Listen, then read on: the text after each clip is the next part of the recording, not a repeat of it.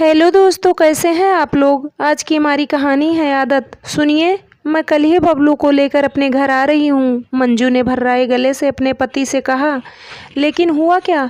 तुम तो 1-2 महीने रुककर कहा था, पर अब यहाँ मैं एक पल भी नहीं रुक सकूंगी, कहकर उसने अपने पति की बात सुने बिना ही फ़ोन डिस्कनेक्ट कर दिया और अलमारी से अपने और बेटे के कपड़े निकालकर ट्रॉली बैग में रखने लगी। शहर के एक बड़े बिजनेसमैन की बेटी थी मंजू।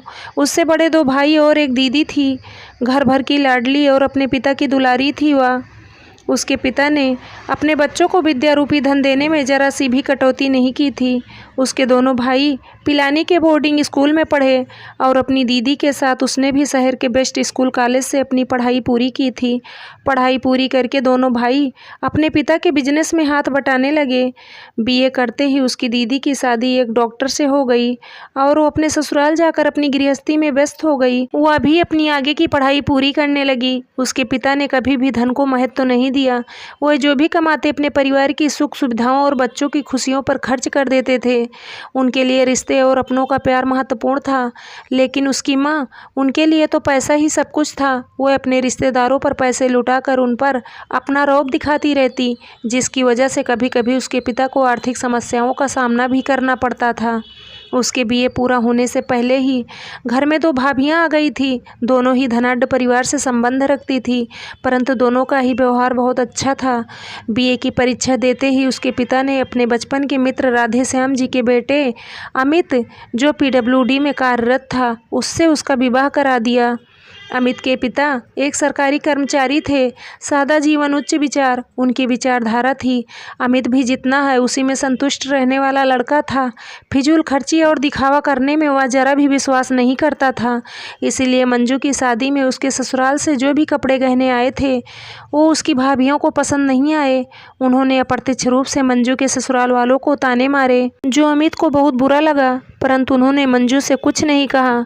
विवाह के बाद जब मंजू पहली बार मायके आई तो उसने सबको उपहार दिए, जिसे देखकर उसकी दीदी बोली, ये क्या उठा कर लाई है तू? इससे अच्छे तो मेरे घर के नौकर पहनते होंगे दीदी, लेकिन मेरे ससुर ने भी तो अपनी तरफ से अच्छा ही दिया है। घर में सास है नहीं तो उन्हें जैसा समझ आया दिया। उसने अपनी दीदी को समझाने का प्रयास किया, तभी वहाँ माँ आ गई और उन्होंने भी उपहार देखकर उसके ससुर का खूब मजाक बनाया। उसे अच्छा नहीं लगा। वह अपने पिता के पास जाकर रोने लगी तो उन्होंने उसे समझाया, देखो बेटी, अपनी माँ और दीदी के स्वभाव को तो तुम जानती ही हो। कमियां निकालना तो उनकी पुरानी आदत है। तुम्हारे लाए सभी उपहार मुझे तो बहुत पसंद हैं। फिर तो उसके चेहरे पर मुस्कुराहट आ गई। अगले दिन वह नाश्ता करने बैठी तो बड़ी भाभी बोली, मंजू, पेट भर के सैंडविच खा ले, तुम्हारे ससुराल में तो ये बनने से रहा। सुनते ही दीदी और छोटी भाभी हा हा करके हंसने लगी। वो रुआसी हो गई तो छोटे भैया बोले, हम लोग तो तेरे से मजाक कर रहे थे। मजाक? इसी घर की तो बेटी थी वह, और एक ही दिन में वह मजाक की वस्तु बन गई।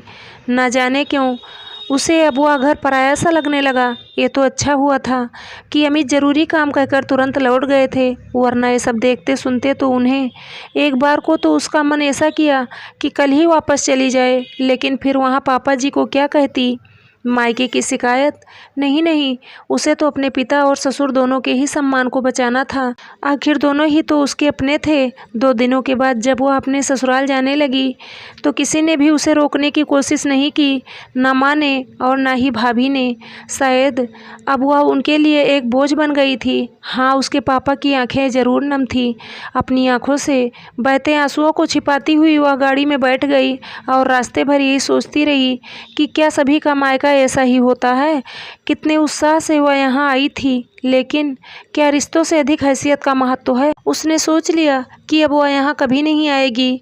लेकिन मायके का मोह किसी लड़की से कभी छूटता है क्या?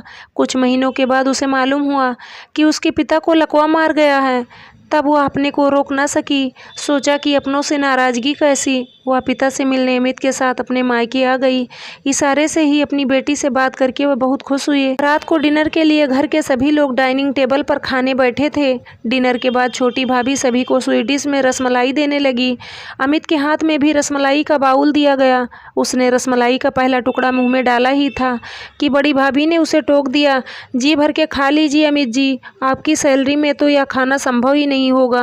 बेचारी हमारी मंजू, उसे तो रसमलाई बहुत पसंद है। व्यंग से वो मुस्कुराई। बड़ी भाभी, ये क्या कह रही हैं आप? गुस्से से मंजू चीख पड़ी। तब तक तो अमित बाउल टेबल पर रख चुका था। मुंह का निवाला भी वॉश बेसिन में निकाल कर वह कमरे में जाकर अपना बैग लिया और मंजू से बोला, मैं जा रहा हूँ, तुम्हारा जब जी चाहे चली आना। इतनी रात को? सुबह चले जाइएगा। लेकिन अमित मंजू की बात सुने बिना ही बाहर निकल गया। पति का अपमान मंजू से बर्दाश्त नहीं हुआ। वह माँ से बोली कि अमित भी तो इसी घर के दामाद हैं माँ। भाभी जीजा जी का बड़ा आदर करती हैं, फिर अमित का क्यों नहीं? मुझे भी वो लोग जब तब किसी न किसी बात पर ताने देती हैं। ऐसा क्यों माँ? तेरी गलतफहमी है। सलाज नंदोई के बीच तो हंसी मजाक चलता ही रहता है। और फिर देख, तेरी भाभियाँ और तेरे जीजा जी अमित से उम्र और हैसियत में बड़े हैं। कुछ कह भी दिया तो अमित को तो गुस्सा नहीं करना चाहिए था। माँ ने भी अमित को ही गलत ठहराया या उसके लिए असहनीय था। ये कैसे रिश्ते हैं जो इंसान की हैसियत के अनुसार बदल जाते हैं? मेरी ही माँ है, मेरी ही बहन है, इन्हीं के साथ मेरा बचपन बीता है और आज इन्हें मेरे से तनिक भी लगाव नहीं है। खून के रिश्तों का रंग सफ़ेद होते देख उसे अपनी आंखों पर विश्वास नहीं हो रहा था। उसने सोचा था कि डिनर के बाद सभी को अपनी प्रेगनेंसी की खुशखबरी सुनाएगी तो सभी उसे बधाई देंगे। लेकिन अब तो अगली सुबह ही वह अपने पिता से मिलकर अपने घर चली गई। मायके की याद तो उसे बहुत आती, लेकिन अपने दर्द को वह पी जाती। उम्मीद तो उसे अभी भी थी। उसके ससुर ने पोता होने की खुशखबरी अपने समधी समधिन को भिजवाई, लेकिन वहाँ से कोई नहीं आया। उसके पिता तो लाचार थे, लेकिन बाकी एक स्टाफ के हाथ जच्चा बच्चा के लिए कपड़े खिलौने भेजकर उन लोगों ने अपनी जिम्मेदारी पूरी कर दी थी। उस वक्त उसने अपने मन को कैसे समझाया था, ये तो वही जानती थी। अब उसका बेटा 9 महीने से ऊपर का हो रहा था।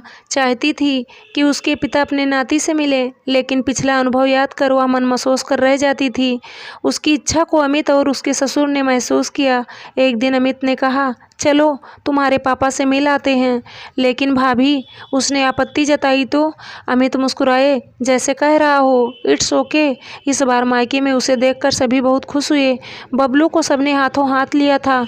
अमित जाने लगे तो वह हंसते हुए बोली थी कि महीने भर से पहले मैं यहाँ से हिलूंगी नहीं। उस दिन वह बहुत खुश थी। भाभियों ने कोई कटाक्ष नहीं किया और माँ भी चुप थी। अगले दिन जब वह बबलू को पिलाने के लिए दूध लेने किचन में जाने लगी तो उसने सुना, भाभी आप तो कह रही थी कि मंजू टिकेगी नहीं, पर देखिए लगता नहीं कि महीने भर पहले से जाएगी। पहले तो अकेली थी और अब तो उसका पिल्ला। छोटी भाभी बोली तो बड़ी कहने लगी, अरे मेरी किट्टी का क्या होगा? कमरे में अगर आ धमकी तो इसका मिडिल क्लास परिचय देकर मुझे अपनी हंसी उड़वानी पड़ेगी। यार, इसके जाने का कोई इंतजाम। इसके आगे वह सुन ना सकी। भाभियों के शब्दों ने उसके कलेजे को छलनी कर दिया था। खोखले रिश्तों की सच्चाई सुनकर उसकी आंखों पर से मायके के मोह का आवरण उतर गया। इसीलिए उसने कमरे में आकर अमित को फ़ोन करके अपने आने की सूचना दे दी और फूट फूट कर रोने लगी। आज वह सचमुच में पराई हो गई थी।